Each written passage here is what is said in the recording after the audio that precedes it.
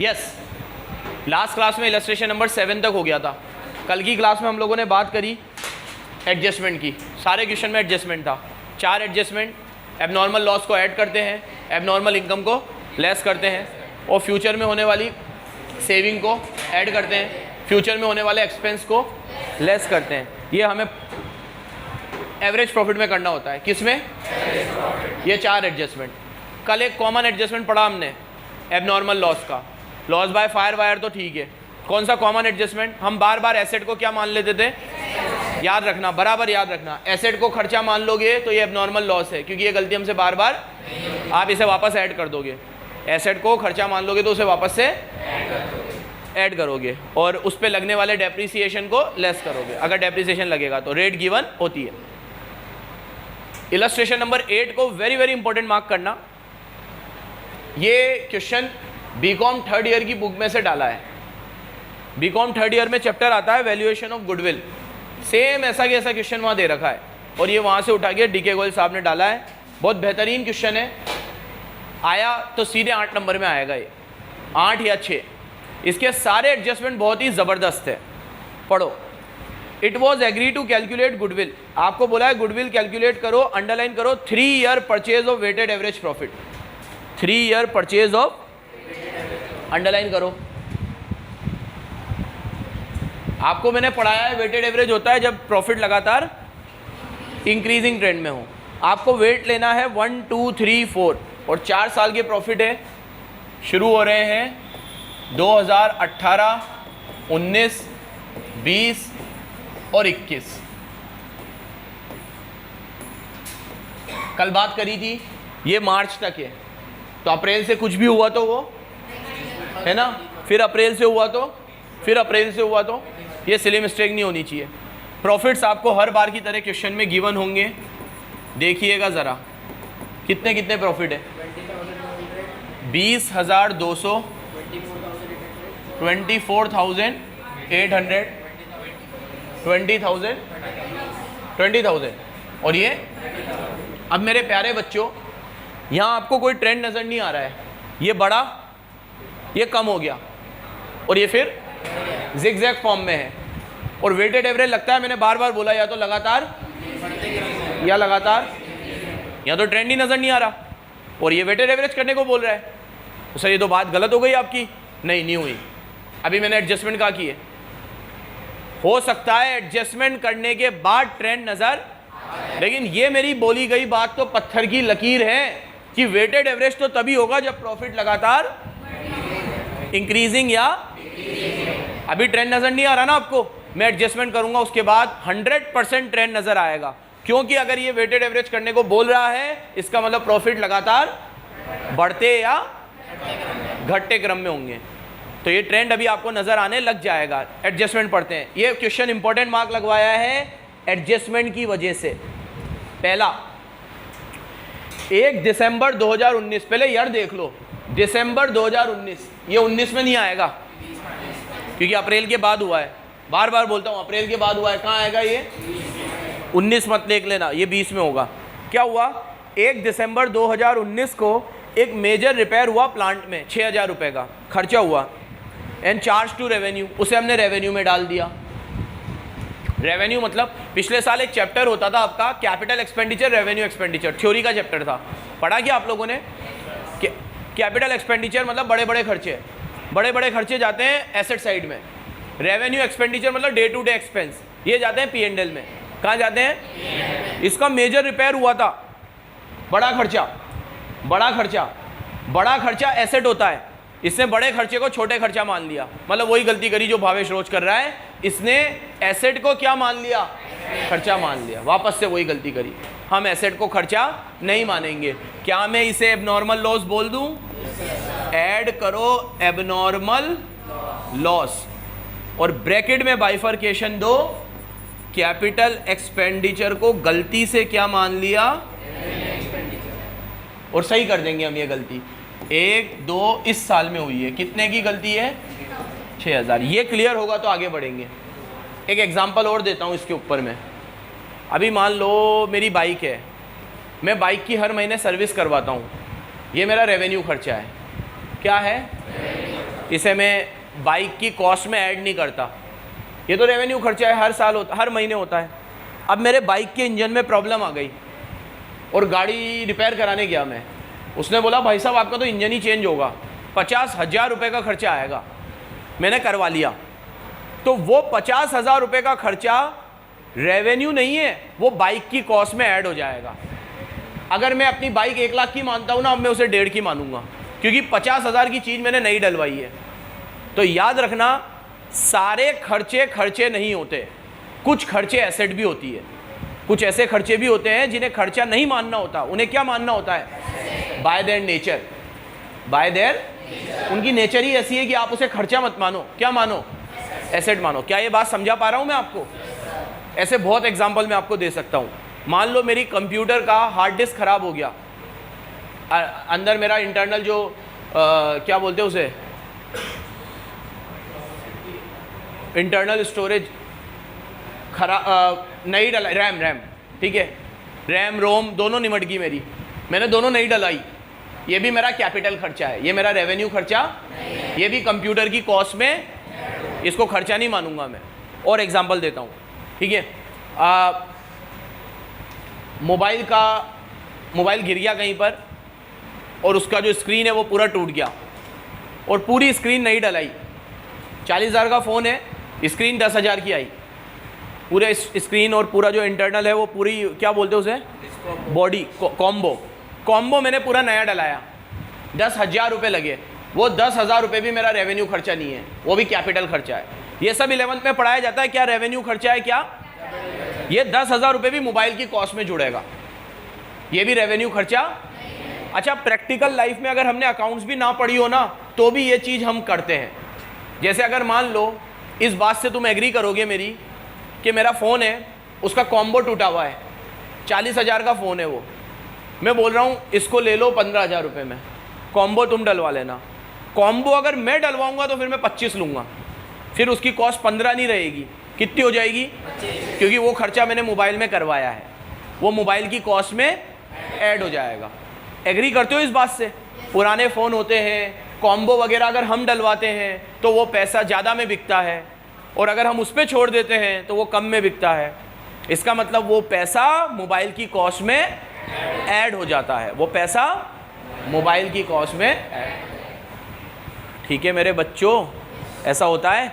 तो ये होता है कैपिटल एक्सपेंडिचर और रेवेन्यू एक्सपेंडिचर। चलो, ये पहला एडजस्टमेंट मैंने पढ़ा। The paid sum is capitalise for goodwill, ये तो इसने खुद ही बोल दिया, इसको आपको गुडविल के लिए कैपिटलाइज करना है, मतलब इसको आप ऐड करोगे, तो मैंने वैसे भी ऐड कर दिया। आधे घंटे लेट।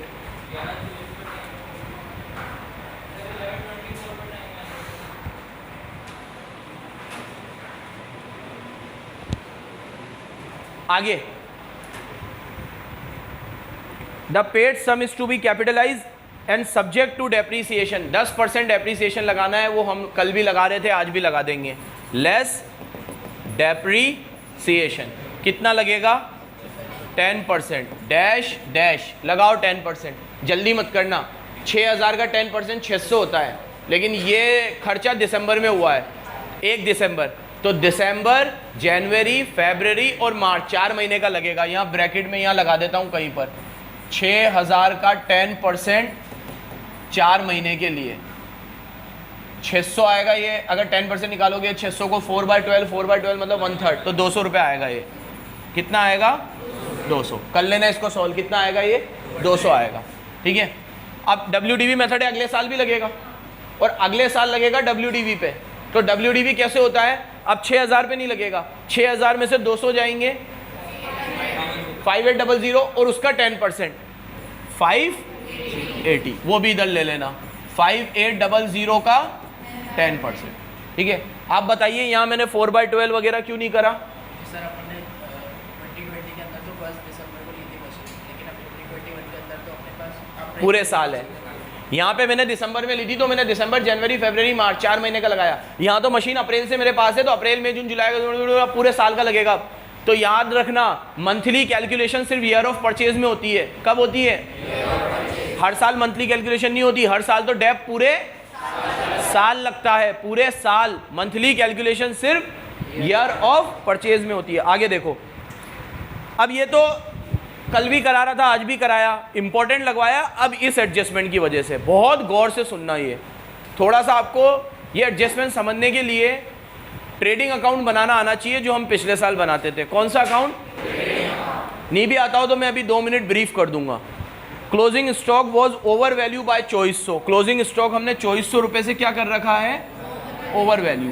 1 मिनट के लिए मेरे बोर्ड पे देखना, सब बच्चों को ट्रेडिंग अकाउंट बनाना आना चाहिए। जब भी हम ओवर वैल्यू अंडर वैल्यू करेंगे, हमें ट्रेडिंग अकाउंट बनाना पड़ेगा। थोड़ा सा दिमाग में आता हो या ना आता हो, ये तो आता होगा। यहाँ ओपनिंग स्टॉक आता है, यहाँ सेल आती है, यहाँ क्लोजिंग स्टॉक आता है, और यहाँ परचेज आती है, और यहाँ बैलेंसिंग फिगर से जीपी आता है। डायरेक्ट एक्सपेंस को भी अभी मारो गोली। ये 4 चीज़ तो आती ही आती है, ओपनिंग स्टॉक, परचेज, सेल और, ठीक है मेरे बच्चों, और बैलेंसिंग फिगर से क्या आता है? Gross profit. और ये ग्रॉस प्रॉफिट इधर उधर जाता है, फिर सारे खर्चे माइनस होते हैं, और लास्ट में क्या आता है? और ये वही नेट प्रॉफिट है, ये वही है। ये जो मैं यहाँ प्रॉफिट लिख रहा हूँ ना, ये कौन सा है? और कौन सा होगा? और कहाँ से आता है प्रॉफिट? ये जो हर साल प्रॉफिट लिखता है, ये कौन सा प्रॉफिट है? नेट प्रॉफिट है। ये क्या है? ये अब जो समझा रहा हूँ वो सुनो।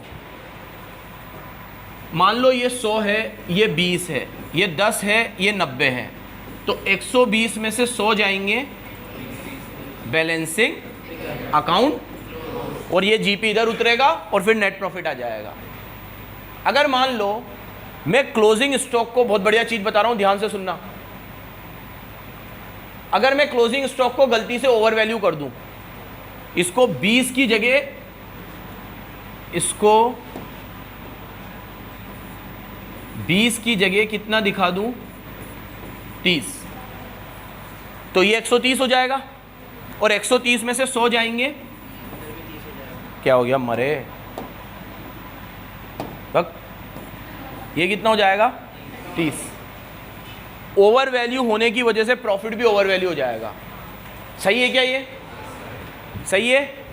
क्लोजिंग स्टॉक ओवर वैल्यू करने की वजह से प्रॉफिट भी क्या हो जाएगा? तो अब आपको इसको सही करना पड़ेगा। कैसे सही करूं? प्रॉफिट जबरदस्ती ज़्यादा आ गया है, कम करो इसे। क्या करो? तो मैं यहां लिख देता हूं लेस एबनॉर्मल गेन। जब मैंने तुम्हें एबनॉर्मल गेन की परिभाषा पढ़ाई थी ना, और उसमें ये लिखा था over valuation of closing stock, समझाया नहीं था, बोला था जब आएगा तब समझाऊंगा, तो अभी समझा रहा हूं कि अगर आप क्लोजिंग स्टॉक को जानबूझ के ओवर वैल्यू कर दोगे ना मेरे बच्चों, तो प्रॉफिट भी ओवर वैल्यू हो जाएगा, और ये सही नहीं है। इसको सही करो, अब माइनस करो। किस साल में हुआ ये? 19 मार्च में, तो इधर ही हुआ है। तो इसको माइनस, कितने का ओवर वैल्यू हुआ है? 2400। तो 2400 क्या कर दो? लेस, और यहाँ लगा दो डैश, यहाँ भी लगा दो। ये कब होता है प्रैक्टिकल लाइफ में? मैं तुम्हें समझाता हूँ। आज 31 मार्च है, मेरी इलेक्ट्रॉनिक्स की दुकान है, मेरे यहाँ लेबर काम करती है, अगम काम करता है। अगम को मैंने बोला बेटा 31 मार्च है, क्लोजिंग स्टॉक को वैल्यू करना है, जा जल्दी से फैक्ट्री पे देख कर आ, गोडाउन पे देख कर आ, कितने एसी पड़े हैं अपने यहाँ, कितने फ्रिज है, कितने वाटर कूलर है, सब देख कर आ, मेरी इलेक्ट्रॉनिक की दुकान है, फटाफट जा। 31 मार्च है, सुबह का निकला, ये सारे स्टॉक को वैल्यू कर रहा था ये, ठीक है, कंप्यूटर में कर रहा था वैल्यू, या फिजिकल कर रहा था, जैसे भी कर रहा था। मैंने इसको कहा जल्दी वैल्यू करके आ, क्लोजिंग स्टॉक दिखाना है।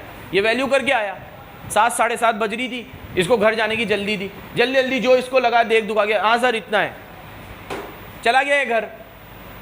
1 अप्रैल को नया साल शुरू हुआ, ठीक है, 5 अप्रैल आई, 7 अप्रैल आई, मैंने भी देखा, मैंने कहा एक बार मैं भी देख लूँ गोडाउन में जाकर। इसने मुझे बताया क्लोजिंग स्टॉक 1 करोड़ रुपए का है, मैंने भी एक बार वैल्यू करा, मैंने वैल्यू करा तो 95 लाख का ही निकला, वो 5 लाख रुपए ज़्यादा आ रहे थे। मैंने इसको बुलाया, बेटा ये ज़्यादा आ रहे हैं। सर सॉरी, वो थोड़ी गलती हो गई, वहाँ पे जो ऐसी वैसी पड़े थे ना, मुझे लगा वो 10 लाख के हो गए, तो मैंने लिख लिया, ऐसे फिजिकल जाके देखा नहीं मैंने, गलती हो गई मेरे से। ऐसे कई बार क्या होता है, दुकानदार अपने स्टॉक को क्या कर देता है? ओवर वैल्यू, गलती से। उससे तो गलती हुई, हमें वो गलती सुधारनी है, सुधार दी हमने। आपको याद रखना है, क्लोजिंग स्टॉक ओवर वैल्यू करने से प्रॉफिट भी क्या हो जाता है, और आपको उसे कर दिया मैंने कम। ये तो चलो ठीक है। इससे भी बेहतरीन एडजस्टमेंट क्या है, आपको मैंने ये बात कई बार बोली है कि अकाउंट्स में ओपनिंग जैसी कोई चीज़ ही नहीं होती, जो क्लोजिंग होता है वही अगले साल। ओपनिंग और क्लोजिंग में एक रात का फर्क होता है। 31 मार्च तक जो चीज़ क्लोजिंग है वो 1 अप्रैल को ओपनिंग हो जाएगी। 31 मार्च तक जो चीज़ वो 1 अप्रैल को, एक रात का फर्क है। तो एक बात का जवाब दो, अगर क्लोजिंग स्टॉक 31 तारीख को ओवर वैल्यू था तो क्या ओपनिंग भी ओवर वैल्यू होगा? क्योंकि एक रात का फर्क है। तो इसीलिए क्लोजिंग स्टॉक का ओवर वैल्यू अगर आपने लेस किया तो अगले साल ये एबनॉर्मल गेन से क्या बन जाएगा? Abnormal loss. यहां आपने लिखा है, 1 मिनट रुको, यहां आपने एबनॉर्मल गेन लिखा है, ब्रैकेट में लिखो over valuation of closing stock. ये क्लोजिंग स्टॉक का ओवर वैल्यूएशन मेरे घर पे आ रहा है बेटा। यहाँ प्रॉब्लम चली है, कल से कुछ फेलियर है, पता नहीं मुझे। 3 बार तो मैंने भी बोल दिया नीचे जाके। किसी का पानी है बेटा? बच्ची को पानी दे दो। ये ले ले, जूस है, जूस होगा, जूस है ना, रोअफ़ज़ा है, रोअफ़ज़ा। अबे बेटा ऐसे सर्वी नहीं मिलेंगे, पानी मांगते हो रोअफ़ज़ा देते हैं। ये ऐनक कब लगे तुझे? Over valuation of closing stock. यहां हमने क्लोजिंग स्टॉक को क्या करा है? Over value. अब अगले साल क्या होगा? यही चीज ऐड हो जाएगी। ऐड करो और ब्रैकेट में लिखो एबनॉर्मल लॉस, और यहां लिखो over valuation of opening stock. जो क्लोजिंग स्टॉक ओवर वैल्यू था अगले साल वो, अगर ये क्लोजिंग स्टॉक ओवर वैल्यू है तो प्रॉफिट भी ओवर वैल्यू हो गया। लेकिन अब अगले साल क्या होगा? ओपनिंग स्टॉक ओवर वैल्यू होगा। तो ओपनिंग स्टॉक ओवर वैल्यू होने की वजह से प्रॉफिट अंडर वैल्यू हो जाएगा, क्योंकि क्लोजिंग स्टॉक और ओपनिंग स्टॉक अपोजिट डायरेक्शन में आते हैं। क्लोजिंग स्टॉक क्रेडिट साइड में आता है और ओपनिंग स्टॉक डेबिट साइड में आता है। क्रेडिट साइड वाली चीज को बढ़ाओगे तो प्रॉफिट भी बढ़ के आएगा, लेकिन डेबिट साइड वाली चीज को बढ़ाओगे तो प्रॉफिट घट के आएगा। क्या आएगा? तो जो इस साल का क्लोजिंग है वो अगले साल क्या बन जाएगा? ओपनिंग। तो जो आपने इस साल लेस किया है ना, वो सेम चीज आप अगले साल ऐड कर देना। एक तरीके से इफेक्ट नलिफाई हो गया। एक बार वापस समझते हैं। मैं बना रहा हूं ट्रेडिंग अकाउंट। मैंने इसीलिए पहले बोला आपको ट्रेडिंग अकाउंट बनाना आना चाहिए। सब ट्रेडिंग अकाउंट का खेल है। 2 मिनट के लिए सामने देखना, एकदम अटेंटिवली, नजर मत हटाना 2 मिनट के लिए। क्लोजिंग स्टॉक अगर आप ओवर वैल्यू कर दोगे, ये आपने बढ़ा दिया, तो प्रॉफिट भी बढ़ जाएगा, क्योंकि क्लोजिंग स्टॉक कहां आता है? क्रेडिट साइड में। ये समझ आ गया? क्लोजिंग स्टॉक बढ़ा तो प्रॉफिट भी बढ़ गया। प्रॉफिट बढ़ गया तो हमने उसे कम कर दिया। 2019 खत्म। अब हम एंटर करेंगे 2020 में। 2019 और 2020 में एक रात का फर्क है। जो 31 मार्च को था वो कि वही 1 अप्रैल को होगा, क्योंकि मेरा अकाउंटेंट 1 अप्रैल को आके उसे सही नहीं कर देगा। 31 मार्च को जो गलत चीज चल रही थी 1 अप्रैल को भी वो गलत ही चलेगा। तो क्लोजिंग स्टॉक अगर क्या था? ओवर था, तो वो क्लोजिंग अगले साल ओपनिंग बनेगा और वो ओपनिंग भी क्या हो जाएगा? Over value. Closing over value होने की वजह से प्रॉफिट बढ़ गया था, ओपनिंग ओवर वैल्यू होने की वजह से प्रॉफिट बढ़ेगा नहीं, कम हो जाएगा जबरदस्ती। तो जो प्रॉफिट कम हो गया था मैंने उसे वापस से बढ़ा दिया। तो पिछले साल मैंने माइनस किया, इस साल मैंने, एक और बार समझाऊं, एक बार और। यहां देखो, ये ट्रेडिंग अकाउंट है, ये क्लोजिंग है, ये ओपनिंग है। 2019 में मैंने बोला जाओ क्लोजिंग स्टॉक वैल्यू करके आओ, वो लोग गए, वैल्यू करके आ गए, गलत सुलत, और क्लोजिंग स्टॉक को बढ़ा दिया। उन्होंने बोला, मैंने भी मान लिया, मैंने क्लोजिंग स्टॉक को बढ़ा के लिख दिया, ये क्लोजिंग स्टॉक बढ़ गया। क्लोजिंग स्टॉक बढ़ने की वजह से क्या हुआ? मेरा प्रॉफिट भी बढ़ गया, क्योंकि प्रॉफिट बैलेंसिंग फिगर से आता है। तो अगर आप क्लोजिंग स्टॉक को बढ़ाओगे तो प्रॉफिट भी बढ़कर आएगा। इसको अकाउंटिंग के वे में ना भी देखो ना, नॉर्मली भी देखो। तो अगर आज मेरी दुकान है, मसाले की दुकान है, मेरी दुकान में 1 लाख रुपए का मसाला पड़ा है, और कोई मेरे से आके पूछता है, ओए यार शानदार इतना फैला हुआ है, कितने रुपए का स्टॉक होगा तेरी दुकान में? मैं जानबूझ के बोल रहा हूँ 2.5 लाख रुपए का मसाला है अपनी दुकान में। तो वो इंप्रेशन क्या बनाएगा मेरे लिए? ये प्रॉफिट भी अच्छा कमाता होगा। 1 लाख की चीज को अगर मैं खुद ही 2.5 लाख बोल रहा हूं तो उसके दिमाग में क्या जाएगा मेरा इंप्रेशन कि मैं ज्यादा ही कमाता हूं, बढ़िया बात है, स्टॉक ज्यादा है मेरे पास, कमाता भी ज्यादा हूं। तो स्टॉक को अगर आप ज्यादा बताओगे तो प्रॉफिट भी बढ़कर आएगा। ये एक बात, ये तो सबको ही समझ में आ जानी चाहिए कि क्लोजिंग स्टॉक बढ़ने से प्रॉफिट भी बढ़कर आता है। क्लोजिंग स्टॉक बढ़ने से प्रॉफिट भी बढ़कर आता है। इसको मैं साइड में रख दूं, ये एक बात। क्लोजिंग स्टॉक अगले साल ओपनिंग बन जाएगा। जब क्लोजिंग स्टॉक बढ़ा हुआ था तो ओपनिंग भी, ओपनिंग स्टॉक डेबिट साइड में आता है और आप प्रॉफिट निकालने के लिए क्रेडिट साइड में से डेबिट साइड माइनस करते हो तो जाके जीपी आता है। तो ये क्लोजिंग जो ओपनिंग स्टॉक है ना, ये अगर आपने बढ़ा रखा है तो जब आप क्रेडिट साइड में से डेबिट साइड माइनस करोगे तो जहां 5,000 माइनस करनी चाहिए आप 10,000 माइनस कर दोगे, क्योंकि ओपनिंग स्टॉक बढ़कर आया है। तो जहां 5 माइनस करने थे आपने 10 माइनस कर दिए, तो आपका नेट प्रॉफिट भी डिक्लाइन हो गया। गलती हो गई आपसे, अब उसको आप सही करो और उसे वापस से ऐड बैक करो। ज्यादा डीप में नहीं समझा सकता, आ गया क्या? ठीक है, ये क्लोजिंग स्टॉक और ओपनिंग स्टॉक, बस इतना याद रखना है। जो इस साल का क्लोजिंग होगा वो अगले साल, और इसको और इजी वे में बताऊं तो इस साल आपने जो भी किया है उस अगले साल उसका रिवर्स हो जाएगा। इस साल अगर आपने क्लोजिंग स्टॉक को माइनस किया था तो अगले साल ओपनिंग स्टॉक प्लस हो जाएगा। इस साल अगर आपने क्लोजिंग स्टॉक प्लस किया होता ना तो अगले साल ओपनिंग स्टॉक माइनस, रिवर्स हो जाएगा। ये रटाने वाली चीज हो गई, रिवर्स हो जाएगा। ठीक है, आगे देखो। To cover the management annual charge 4800 should be made. भैया हमारे कोई मैनेजमेंट के खर्चे हैं कितने? 4800। एनुअल वर्ड को अंडरलाइन करो, एनुअल। ये हर साल होंगे, तो हर साल होंगे तो लेस कर दो, लेस मैनेजमेंट कॉस्ट 4800 4800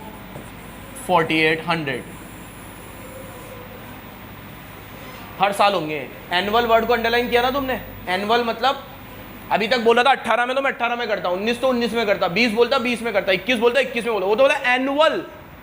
एनुअल तो ये तो हर साल लगेंगे। और मैनेजमेंट कॉस्ट मतलब खर्चा, खर्चा मतलब माइनस, फ्यूचर एक्सपेंस है। फ्यूचर एक्सपेंस क्या कर दिए मैंने?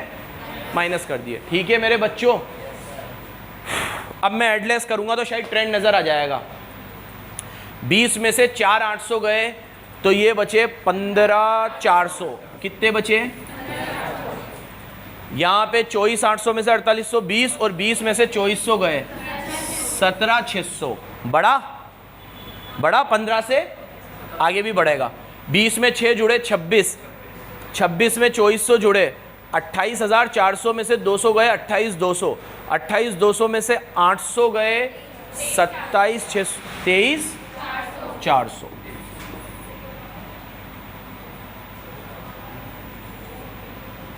आगे 30,000 में से 4,800 गए और फिर उसमें से 580 और माइनस कर देना, कितना आएगा? 24। बड़ा ट्रेंड नजर आ गया, इसीलिए उसने वेटेड एवरेज करने को बोला था। तो यहां से हमने नई बात ये सीखी कि ट्रेंड हमेशा एडजस्टमेंट करने के बाद चेक करना है। क्वेश्चन में जो दे रखा होगा उसमें हो सकता है ट्रेंड नजर ना आए, लेकिन एडजस्टमेंट करने के बाद ट्रेंड नजर। और ये बात तो पत्थर की लकीर है कि अगर वो वेटेड एवरेज करवा रहा है मतलब ट्रेंड आएगा, अदरवाइज वेटेड एवरेज होगा ही। वेटेड एवरेज तभी होता है, फिर रिपीट करूंगा, जब प्रॉफिट या तो इंक्रीजिंग ट्रेंड में हो। ठीक है मेरे बच्चों, लो चलो फटाफट वेट दो इनको। 1 2 3 4 मल्टीप्लाई करना। ये क्वेश्चन एग्जाम में अगर आया तो फिगर को थोड़ी सही कर देगा वो, क्योंकि अब जैसे 24,620 को 4 से मल्टीप्लाई करोगे, कैलकुलेटर अलग अलाउ नहीं है। थर्ड ईयर का क्वेश्चन है, थर्ड ईयर में फिट बैठता ही है, क्योंकि थर्ड ईयर में कैलकुलेटर अलाउड है। आगे कोई भाई बहन अगर थर्ड ईयर में हो तो एक चैप्टर होता है valuation of goodwill Kota university में, सेम ऐसा कि ऐसा क्वेश्चन है। वहाँ तो ये ठीक है जमता है, वहाँ पढ़ाने में मज़ा आता है।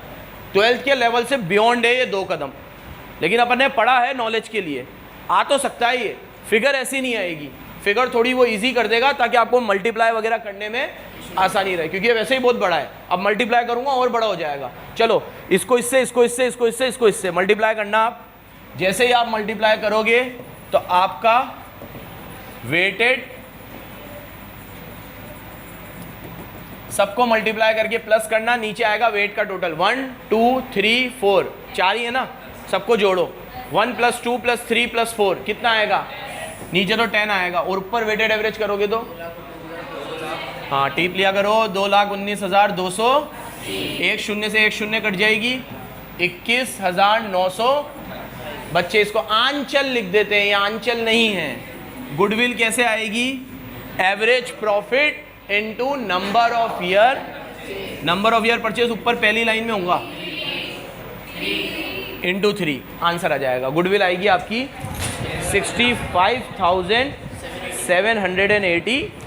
इंपॉर्टेंट आपने मार्क कर ही लिया होगा। इसके बाद 9th वाला होमवर्क में करोगे आप, इसी तरीके का क्वेश्चन है, ज़रूर करोगे, सेम इसी तरीके का क्वेश्चन है। 10 से शुरू करते हैं आज सुपर प्रॉफिट के क्वेश्चन। किसके, सुपर में एवरेज तो निकलेगा न किया। सुपर प्रॉफिट का फॉर्मूला क्या होता है,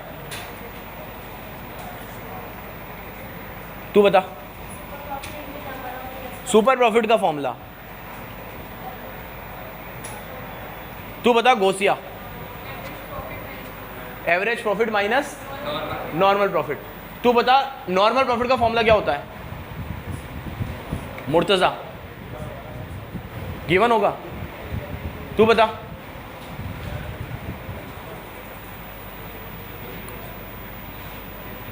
बहुत बढ़िया, वेरी गुड। तू बता Palak. Capital employed into rate upon. तू बता कैपिटल एम्प्लॉयड का फॉर्मूला क्या है,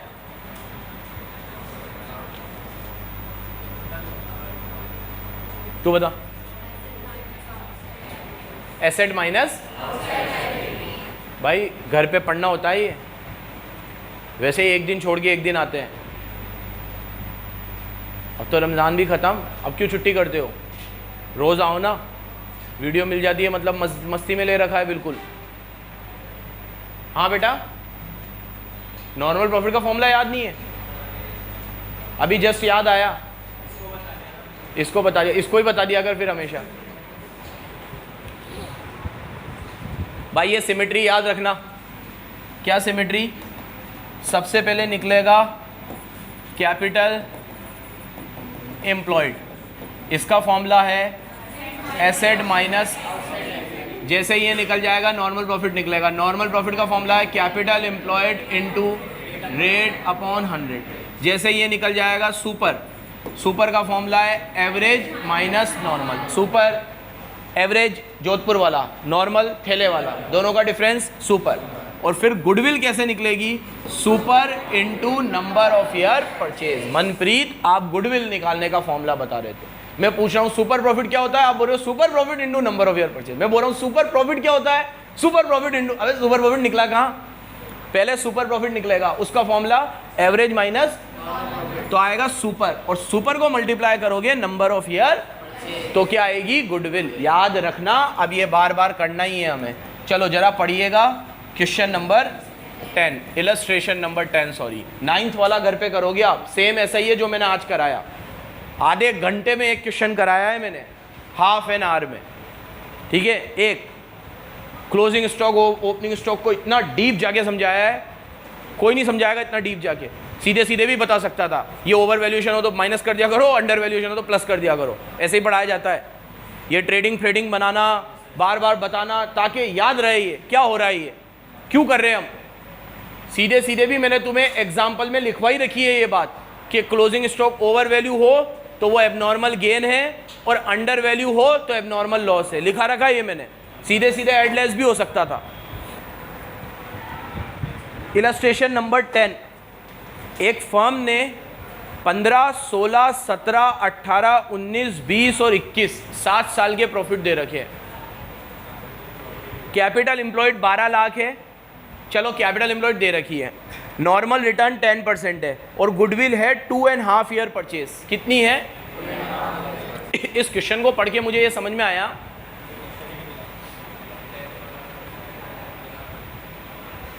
वह बाउली पूछ, एक तो तेरी गलतियों की वजह से हम लोगों को बार बार सही करना पड़ता है, तो क्वेश्चन अलग नहीं मिला। इलस्ट्रेशन नंबर 10 आपका, इस क्वेश्चन को पढ़ा मैंने अभी, इसके अंदर कोई भी एडजस्टमेंट नहीं था, कोई भी एडजस्टमेंट नहीं था तो मैं सीधे सीधे एवरेज प्रॉफिट निकाल लेता हूँ। एवरेज प्रॉफिट निकालने का मतलब है मैं सातों साल को प्लस कर देता हूँ, लॉस हो तो माइनस कर दूंगा। 20, जल्दी जल्दी एक जना डिक्टेट करना, 20 प्लस 40 का लॉस है तो ब्रैकेट में ले लेता हूँ, फिर प्लस 270, फिर प्लस 320, फिर इधर साइड में भी है, फिर 70 का लॉस है, फिर 2.5 लाख और फिर 3 लाख डिवाइड बाय 7। साथ ही है ना ये, 1 2 3 4 5 6 7। ठीक है मनप्रीत, मैंने वेटेड एवरेज क्यों नहीं करा इसमें? इंक्रीजिंग ऑर्डर में नहीं थे। प्रॉफिट के बाद सीधा लॉस के बाद वापस, फिर प्रॉफिट के बाद वापस। यहाँ कोई ट्रेंड नजर, इसे सिंपल एवरेज करेंगे। हमारे लिए तो आसान है सिंपल एवरेज, जोड़ो और डिवाइड करो। जोड़ो 3 20 और 20 3 40, 3 40 और 3 6 40, 6 40 और 70, 7 10 और 2 9 10, 9 10 और 50 9 60, 9 60 और ये 2 11 60, 11 60 में से 70 जाएंगे, 10 90 और 10 90 में से 40 जाएंगे, 10 लाख।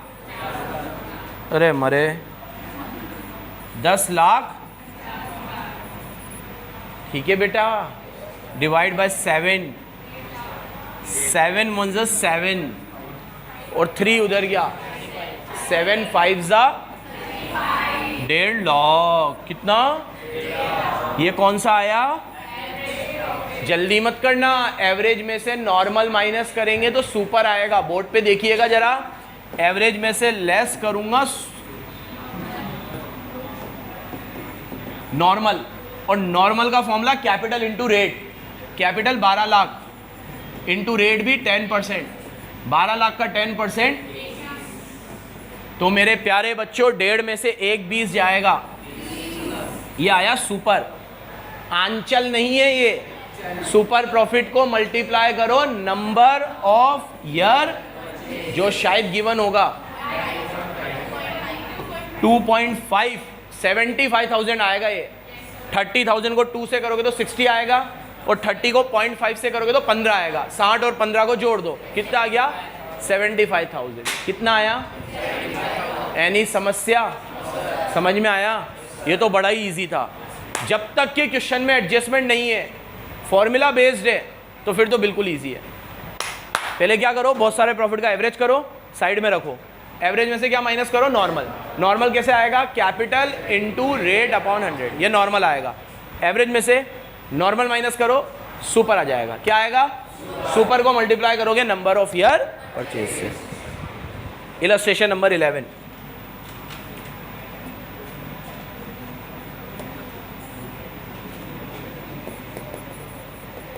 रीड करो। Average profit 36,000, capital employed 2 lakh, rate of return 10%। Underline करो, सॉरी 12 पढ़ रहा हूँ मैं, 11 sorry. Average profit 70,000, it include abnormal profit 5। Underline करिएगा जरा।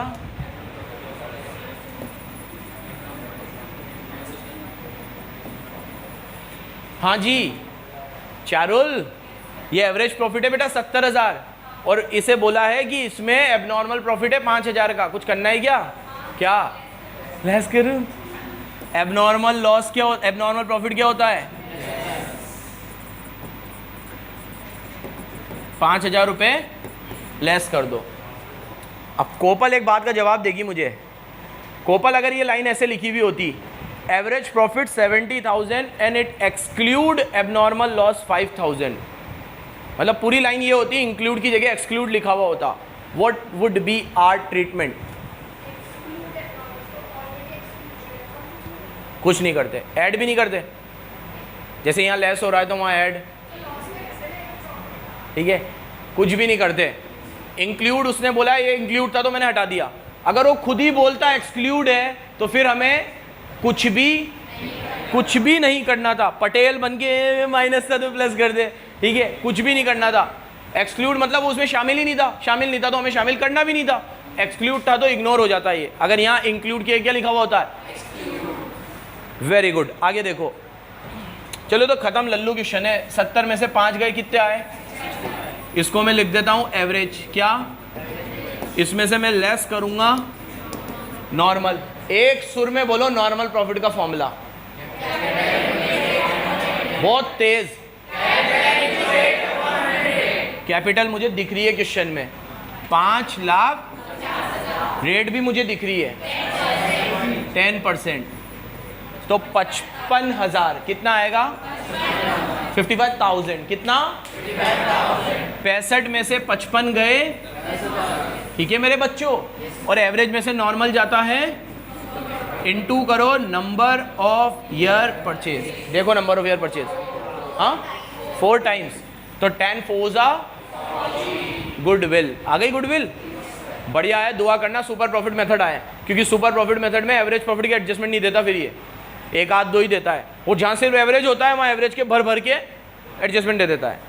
और एक और बात सुन लो, इस चैप्टर में तो गुडविल ही पढ़ा रहा हूँ मैं तुम्हें, तो गुडविल के भारी भरकम क्वेश्चन आ रहे हैं। जैसे आगे चैप्टर पढ़ेंगे ना, तो आगे के चैप्टरों में तो सब चीज़ें आएंगी, तो उसमें फिर गुडविल के इतने एडजस्टमेंट नहीं आएंगे। डायरेक्ट बोल देगा या तो गुडविल इतनी है, या बोल देगा एवरेज प्रॉफिट 40,000 है और नंबर ऑफ ईयर परचेज 2 है, तो 40 को 2 से कर लो, गुडविल 80। मतलब जितना परेशानी अभी कर रहा है ना, क्योंकि अब तो पढ़ना ही गुडविल है, लेकिन आगे जाके जैसे जैसे क्वेश्चन करते जाएंगे, अब बार बार गुडविल के क्वेश्चन नहीं चलेंगे। मैंने तुम्हें कहा था गुडविल एडमिशन में भी आएगी, रिटायरमेंट में भी आएगी और डिसोल्यूशन में भी आएगी। इसके बाद जो अगले 3 चैप्टर पढ़ाऊंगा, तीनों में गुडविल आएगी, लेकिन तीनों में इतना परेशान नहीं करेगा जितना अभी सिखा रहा हूँ। अच्छे से सीख लो, इसके बाद तो फिर डायरेक्ट एवरेज प्रॉफिट इतना, नंबर ऑफ ईयर इतना, एवरेज सुपर इतना, नंबर ऑफ ईयर इतना, ऐसे होगा। 12 होमवर्क डालो। अब होमवर्क मतलब कॉपी मत करना, कॉपी में सिर्फ अनसोल्ड करोगे, देख लोगे आप। इलस्ट्रेशन नंबर 13 देखो।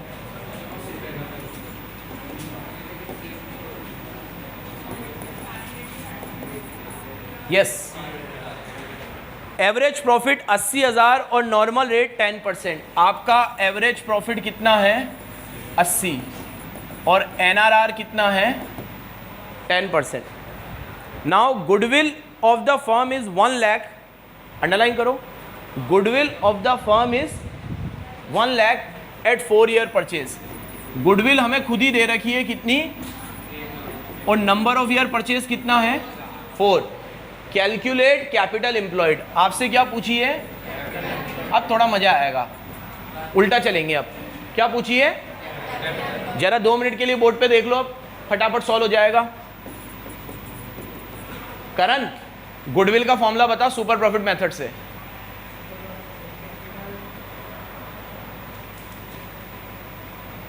मैं प्लेटफॉर्म फेंक के मार दूंगा। तू बता अभिजीत, अभिषेक सॉरी। मैं सिर्फ गुडविल का फॉर्मूला पूछ रहा हूं, मेरे पे थोड़ा रहम कर लो बस। मैं सिर्फ पूछ रहा हूं, गुडविल का फॉर्मूला बता दो बस। आप बताओ, तेज बोलो थोड़ा, एकदम तेज, उनको सुनाई नहीं दिया। सर सुपर प्रॉफिट नहीं, सिर्फ super profit. Super profit into करण, मैं ना, अरे भाई इसको भी अब क्या 50 बार याद करवाऊं यार, गजब कर रहे हो। सुपर प्रॉफिट इनटू, इस तरह सा फॉर्मूला है, इंडियन को याद करनी है हम इतनी भारी, उसे याद कर लिया करो। कभी भी याद करने की कोई चीज आए ना, तो फिर इसको ये सब चीज दुनिया की इजी लगेगी। गुडविल का फॉर्मूला क्या है? Super profit into number of year purchase. Super profit है हमारा नी गिवन शायद, नंबर ऑफ ईयर परचेज 4 और गुडविल 1 लाख। 4 इधर आगे डिवाइड हो जाएगा, तो सुपर प्रॉफिट आएगा, इसको डब्बे में ले लेता हूं, ले लूं, ठीक है। उर्वशी, सुपर प्रॉफिट का फॉर्मूला बता बेटा। एवरेज माइनस, सबको याद है? सुपर में निकाल चुका हूं 25, एवरेज शायद क्वेश्चन में है 80, नॉर्मल हमें नहीं पता। नॉर्मल 80 आके प्लस हो जाएगा, 25 उठी जाके माइनस हो जाएगा, ठीक है। तो हमारा नॉर्मल प्रॉफिट आएगा 80 माइनस 25, नॉर्मल आ गया।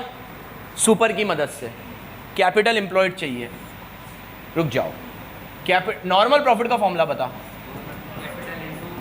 तेज बोल एकदम, कैपिटल एम्प्लॉयड इनटू रेट, एकदम तेज। Capital employed into rate upon, capital into rate upon, उल्टा चल रहा हूँ, उल्टा उल्टा भी नहीं चला, फॉर्मूला जो है वही लिख रहा हूँ। नॉर्मल प्रॉफिट मेरे पास आ चुका है 55, कैपिटल मुझे नहीं पता, रेट मुझे पता है 10%, है ना मेरे प्यारे बच्चों। अगर ये 10% इधर मल्टीप्लाई में है तो इधर आके डिवाइड में हो जाएगी, तो 55,000 अपॉन 10% 5.5 लाख आएगा, मतलब 10% है तो इधर इंटू 100 कर देता हूँ, 0 से 0 कट गया, कैपिटल एम्प्लॉयड आएगा 5,50,000 का 10% 55 आता है, तो 55 को डिवाइड कर दो 10% से तो कितना आ जाएगा 5 लाख। अच्छा क्वेश्चन था, अच्छा तो क्या था, फॉर्मूले वही थे, घुमा दिया थोड़ा सा। गुडविल हमें क्वेश्चन में ही, अब फॉर्मूले याद होते तो ये सॉल्व हो जाता, वो याद होने भी चाहिए। नॉर्मल का formula capital into rate upon average में से नॉर्मल जाता है सुपर, और सुपर को इनटू करते हैं नंबर ऑफ ईयर से तो गुडविल आती है। ठीक है मेरे बच्चों, एक और देख लो, आज के लिए काफ़ी है फिर। इलस्ट्रेशन नंबर 14,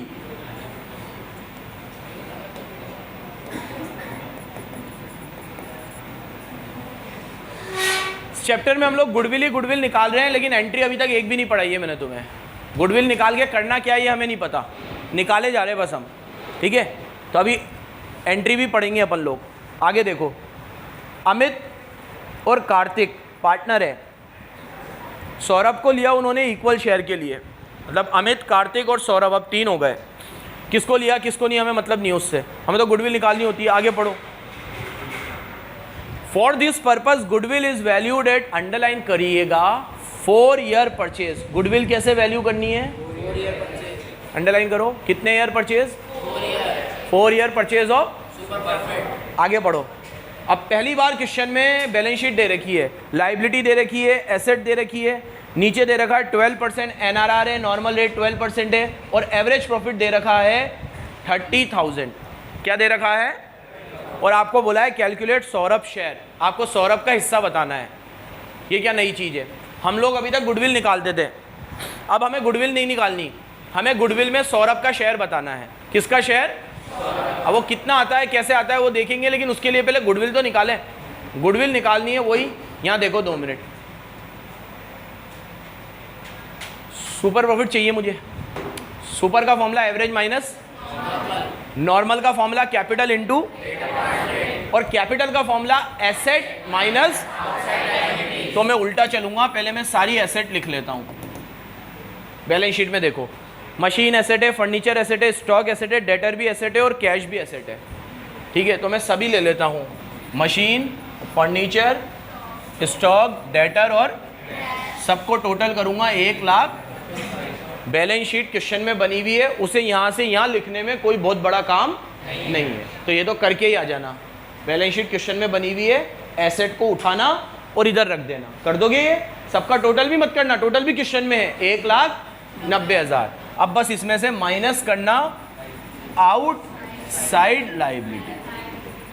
ठीक है, अंशिका, अंशिका ये ना रैपिड फायर खेलेंगे बेटा, बुक में बिल्कुल मत देखना, मैं नाम लेता जाऊंगा, मुझे बताना ये आउटसाइड लायबिलिटी है कि नहीं है। बुक में बिल्कुल मत देखना, मम्मी कसम है।